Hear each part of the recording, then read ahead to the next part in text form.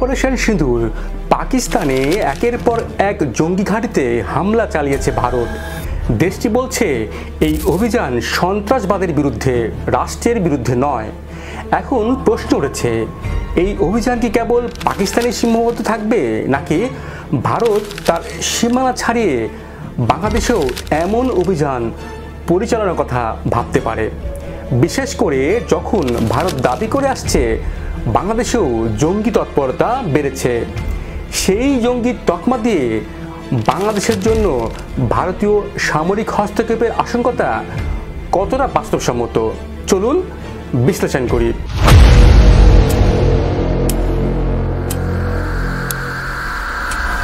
Operation সিঁদুর। ভারত পাকিস্তানের সম্পর্ক দীর্ঘদিন ধরেই উত্তপ্ত এবং তার কেন্দ্রে রয়েছে সন্ত্রাসবাদ। কাশ্মীর সহ ভারতের একাধিক রাজ্যে জঙ্গি হামলার সঙ্গে পাকিস্তান ভিত্তিক গোষ্ঠীগুলোর সম্পৃক্ততা বহুবার প্রমাণিত। এই প্রেক্ষাপটে ভারত 2016 সালে সার্জিক্যাল স্ট্রাইক এবং 2019 সালে বালাকোট বিমান হামলা চালিয়েছিল। এবার আরও বৃহত্তর পরিসরে অপারেশন সিঁদুর নামের সামরিক অভিযান শুরু করেছে, যা একাধিক শহরে ছড়িয়ে পড়েছে।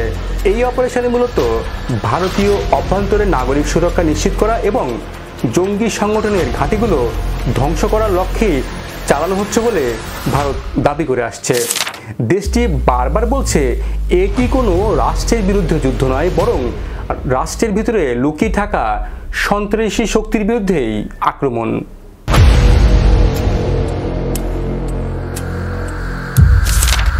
আলোচনায় বাংলাদেশ।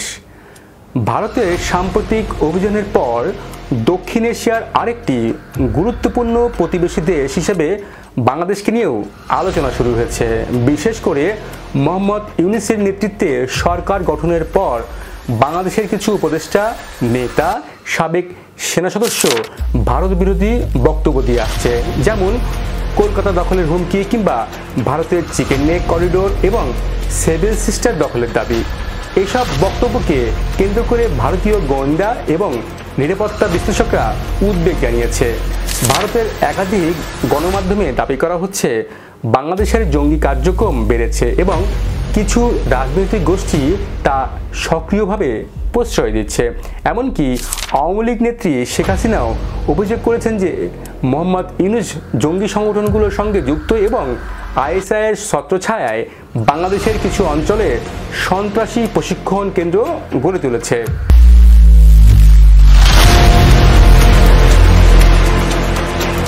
ভারতীয় সামরিক হস্তক্ষেপের আশঙ্কা কতটুকু? এমন প্রেক্ষাপটে গুরুত্বপূর্ণ প্রশ্ন হয়ে উঠেছে, ভারত কি পাকিস্তানের মতো বাংলাদেশেও এমন সামরিক অভিযান চালাতে পারে? এক কথায় না। ঠিক শুনেছেন, নাই বলছি। কেন? বাংলাদেশে সামরিক অভিযান চালানো ভারতের জন্য অত সহজ নয়। আসুন বিশ্লেষণ করি।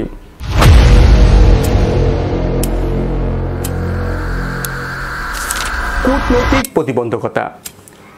বাংলাদেশ ও ভারতের মধ্যে এখনও কূটনৈতিক সম্পর্ক রয়েছে।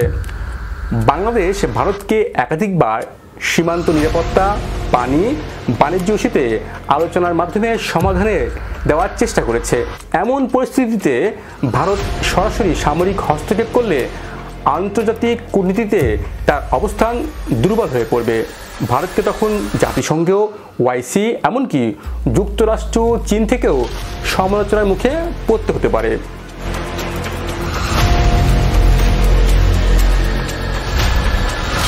রাজনৈতিক ভারসাম্যের নষ্টের শঙ্কা। পাকিস্তান একটি পারমাণবিক শক্তিধর রাষ্ট্র, যার বিরুদ্ধে হামলা চালিয়েছে ভারত। ভারত একটি বার্তা দিচ্ছে, সন্ত্রাসবাদের কোনো আশ্রয় প্রশ্রয় বরদাস্ত করা হবে না। কিন্তু বাংলাদেশ এখনও তেমন কোনো প্রতিরোধমূলক ব্যবস্থা শুরু করেনি। তবু ভারত জানে বাংলাদেশে সরাসরি সামরিক অভিযান চালানো মানে ভারতেরই উত্তর পূর্বাঞ্চলীয় অঞ্চলগুলোতে অস্থিতিশীল হয়ে উঠতে পারে, কারণ সীমান্তবর্তী অঞ্চলে জনসাধারণের প্রতিক্রিয়া তীব্র হতে পারে।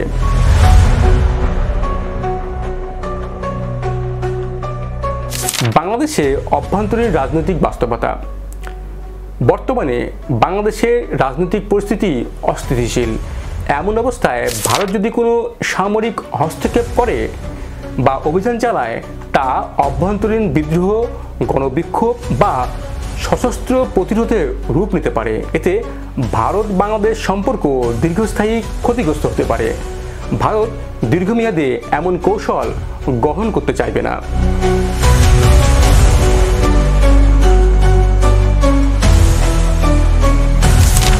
আন্তর্জাতিক প্রতিক্রিয়া। ভারতের অপারেশন সিঁদুর এরই মধ্যে আন্তর্জাতিক নজর কেড়েছে। পশ্চিমা দেশগুলো সন্ত্রাস বিরোধী পদক্ষেপে ভারতের পাশে দাঁড়াতেও পারে, কিন্তু বাংলাদেশে যদি ভারত হামলা করে তখন আন্তর্জাতিক মহল প্রতিক্রিয়া হবে ভিন্ন। বিশ্বব্যাপী এখন সার্বভৌমত্ব ও আভ্যন্তরীণ বিষয়ের উপর হস্তক্ষেপ না করার নীতি মেনে চলা হয়। এই নীতি ভঙ্গ করলে ভারতের বৈশ্বিক ভাবমূর্ত ক্ষুণ্ণ হতে পারে।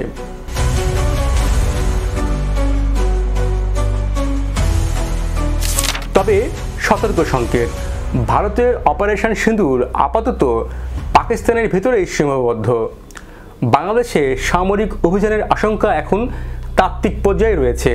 তবে বাংলাদেশে যদি জঙ্গিবাদের উপস্থিতি বৃদ্ধি পায় এবং কোনো হামলার সঙ্গে সরাসরি বাংলাদেশের ভূখণ্ড ব্যবহৃত হয়, তাহলে ভারত সীমিতভাবে হলেও বিশেষ বাহিনী ব্যবহার করে অভিযান চালাতে পারে।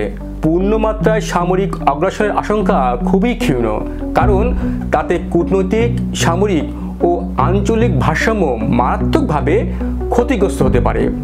তবে ভারতের অপারেশন সিঁদুর বাংলাদেশের জন্য একটি সতর্ক সংকেত। আপনি কি মনে করেন ভারত সত্যি বাংলাদেশে সামরিক অভিযান চালাতে পারে? জানান আপনার মতামত। আর সঙ্গে থাকার জন্য ধন্যবাদ।